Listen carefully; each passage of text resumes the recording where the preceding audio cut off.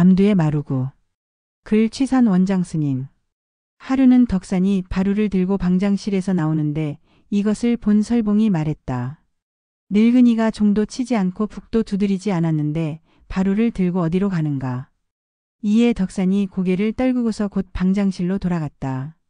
설봉이 이것을 그대로 암두에게 말했다. 암두가 말했다. 저 덕산이 마루구를 아직 모르는구나. 덕산이 이것을 듣고서 시자로 하여금 암두를 불러오게 하였다. 덕산이 물었다. 그대는 노승을 긍정하지 않는가? 암두가 그 뜻을 가만히 열어보였다. 덕산이 이에 곧 그만두었다. 다음날 법상에 올랐는데 과연 평소와는 같지 않았다. 암두가 승당 앞에 이르러 박수를 치며 크게 웃으며 말했다. 기쁘다. 이 늙은이가 마루구를 알았구나. 이후로는 천하의 사람들이 그를 어쩌지 못하리라. 그렇지만 다만 3년뿐이리라. 이 마루구와 두는 선의 세계에서 예나 지금이나 무수한 성객들로 하여금 많은 갈등을 자아내게 하였다. 그리고 살피기가 매우 어려웠다. 그러기에 살피는 자가 많았어도 그저 용두사미에 그칠 뿐인 것이다. 저 준수한 덕산 스님은 평소 하나를 물으면 100가지로 대답을 하고 100가지로 대답을 하면 정광석화처럼 말하는 자의 입을 끊어버렸다. 그 기상이 가히 천길절벽과 같아서 누구도 감히 오르지를 못하였다. 그런데 그런 그가 어느 날 매우 기이한 모습을 보였다.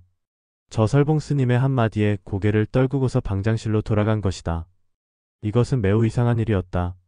어째서 덕산 스님은 설봉 스님의 물음에 대답하지 못했을까? 하루는 덕산이 바루를 들고 방장실에서 나오는데 이것을 본 설봉이 말했다. 늙은이가 종도 치지 않고 북도 두드리지 않았는데 바루를 들고 어디로 가는가. 이것을 본 설봉 스님은 곧장 사형인 암두 스님에게 가서 말하였다. 그러자 암두 스님은 더욱 의심을 자아내게 하는 말을 하였다. 저 덕산이 마루구를 아직 모르는구나. 이 한마디는 덕산 회상을 발칵 뒤집어 놓았다. 덕산 스님은 당시 한 회상의 주인이었다. 조실이고 방장이었던 것이다. 그리고 천하에 그의 명성이 자자하였다. 평소에는 준수하고 위풍당당한 그였는데 도대체 지금 왜 고개를 떨구고 방장실로 돌아가는가? 누구도 이것을 이해할 수가 없었다. 이것은 의심에 의심으로 꼬리를 물게 하였다. 그런데 지금 암두 스님이 다시 고요한 못에 돌을 던졌다. 살피건대 이것은 하루아침의 일이 아니었다. 이미 오래전부터 암두 스님은 이 일을 살펴보고 있었던 것이다. 당시 암두 스님은 마루구의 뜻을 가만히 열어보였다고 했는데 그렇다면 암두의 지혜가 덕산을 능가했다는 것인가?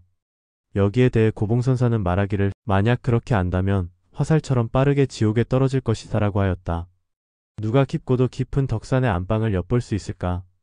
그러기에 옛사람은 말하기를 암두를 알기는 쉬워도 덕산을 알기는 어렵다고 한 것이다. 예나 지금이나 저울 눈금을 잘못 읽은 경우가 매우 많다. 여기에 대해 어떤 분은 말하였다. 대중들이여, 이들 공안을 총림해서는 흔히들 논란하지만은 산승의 견처로 점검해보니 덕산의 삼부자가 마루구는 꿈에도 몰랐고 설두 스님의 사족은 지옥에 떨어지기 화살과 같다. 그렇다면 어떤 것이 마루구인가? 양구하고 나서 말하였다. 물소가 딸을 구경하니 문채가 뿔에서 나고 코끼리가 뇌성에 놀라니 꽃이 이빨 사이에 들어간다. 시험삼아 잠시 살펴보도록 하겠다. 덕산의 삼부자란 곧 덕산과 두 제자 암두, 설봉을 가리킨다. 이 세 분들이 모두 마루구를 몰랐다는 것이다. 그렇다면 세부자가 모르는 마루구가 도대체 무엇이라는 것일까? 여기에 대해 스스로 말하였다. 물소가 딸을 구경하니 문채가 뿔에서 나고 코끼리가 뇌성에 놀라니 꽃이 이빨 사이에 들어간다. 이것은 옛사람의 구절을 빌려서 답변을 낸 것이다. 이것을 다시 살펴본다면 이러하겠다. 콧불소가 물속에 달을 가지고 논 것으로 인해 코끝에 주름에서 뿔이 생기고 코끼리가 천둥소리에 놀라니 꽃이 상아 사이로 들어갔다. 이 구절은 본래심에 대한 호국 수징선사의 답변이다. 참으로 정강석화와 같이 앞을 끊고 뒤를 끊었다고 하겠다. 앞에서는 저 덕산의 안방이 깊고도 깊다고 말했는데 이 본래심과는 어떠한가? 누가 앞이고 누가 뒤인가? 여기에 우열이 있는가? 뒤로는 객점에서 멀고 앞으로는 마을에서 멀다고 하리라. 벼감록에서 원호선사는 말하였다. 설령 조사를 친견했어도 이 마루구에 대해서는 이해를 얻지 못한다. 일찍이 설두선사는 마루구에 대해 말하였다. 일찍이 저 도간용이 말하는 것을 들어보니 도간용은 원래 다만 외짝 눈을 갖추었을 뿐이다. 도간용은 덕산이 저 무치대충이었다는 것을 전혀 몰랐다. 만약 암두 스님이 알고서 깨뜨리지 않았다면 어찌 어제와 오늘이 같지 않다는 것을 알았겠는가? 여러분들은 마루구를 알고자 하는가? 그저 늙은 오랑캐가 지했다고는 해도 늙은 오랑캐가 회했다고는 하지 못한다. 옛사람을 통해 마루구를 살피고자 한다면 이 구절이 가장 친절하다고 하겠다. 무엇보다도 먼저 무치대충이라는 말을 잘 살펴야 한다. 무치대충이란 곧 이빨이 없는 호랑이라는 말이다. 이는 곧 늙어서 이빨이 다 빠진 호랑이라는 것이다. 설두선사가 덕산 스님을 이렇게 부른 뜻이 어디에 있는가?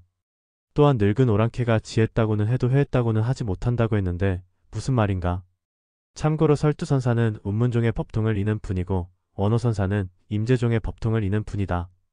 만약 설두선사가 무치대충이라고 한 것을 안다면 저호국선사의 구절도 분명할 것이다.